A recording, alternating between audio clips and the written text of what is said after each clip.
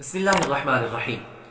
ماہ رجب المرجب کا مہینہ چل رہا ہے۔ جس طرح کہ پیچھے بھی ہم نے چند ویڈیو میں ماہ رجب المرجب کے فیضان کے بارے میں بیان کیا تھا کہ اس میں کیسے زیادہ سے زیادہ انسان اگر نیکیاں کرے تو ان نیکیوں کا اجر بڑھا کر عطا فرمایا جاتا ہے باقی مہینوں کی بنسبت۔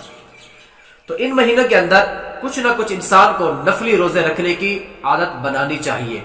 اس کی وجہ کیا ہے؟ ایک تو ان کا اجر و ثواب زیادہ ہوتا ہے باقی مہینوں کی بنسبت، دوسرا ماہ رمضان المبارک سے پہلے کچھ نفلی روزے رکھنے کی سعادت بھی مل جائے گی، اور تیسری بات جو ہے وہ یہ ہے کہ رمضان المبارک کے فرض روزے رکھنے اور دن میں بھوکے پیاسے رہنے کی عادت بن جائے گی کہ اچانک انسان جب ماہ رمضان المبارک کے فرض روزے رکھنے کی شروعات کرتا ہے تو انسان کو پہلے تھوڑی سی مشکلات کا سامنا کرنا پڑتا ہے۔ اچانک جب کوئی چیز آ جاتی ہے تو انسان کو مشکلات کا سامنا کرنا پڑتا ہے۔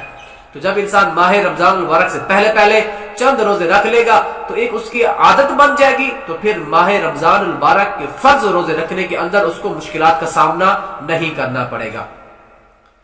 ہمارے پیارے آقا صلی اللہ علیہ وآلہ وسلم نے ارشاد فرمایا کہ بے شک رجب بڑا عظمت والا مہینہ ہے، اس میں نیکیوں کا اجر بھی بڑھا دیا جاتا ہے۔ جس نے اس مہینے کے کسی ایک دن کا روزہ رکھا وہ ایسا ہے جیسے سال بھر روزے رکھنے کا اجر و ثواب ہوتا ہے۔